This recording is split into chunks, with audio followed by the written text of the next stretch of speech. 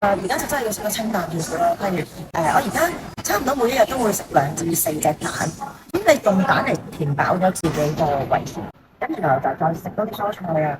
肉類咧，我就會偏向魚同牛，係啦，因為呢兩個比較健康，雞肉都係嘅。咁豬肉我就覺得脂肪比較多，所以我就唔係咁中意食佢。我起身咁我食兩隻蛋打底啦，可以唔食其他嘢噶啦，已經可能飲杯咖啡。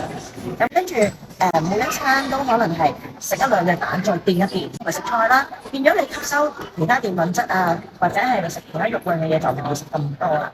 我都係聽好多身邊減開肥嘅朋友，甚至我有見過一啲比較紅嘅 artist 咧，真係 TVB 一線嗰啲，可能食蘋果啊，有啲水果就當一餐咁樣。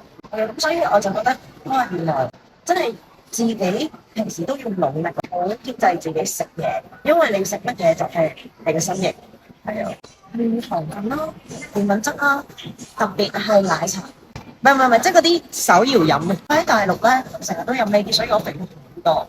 其實呢啲嘅糖分就算微糖少甜都好，起碼有咁多嘅糖，所以係唔係咁健康。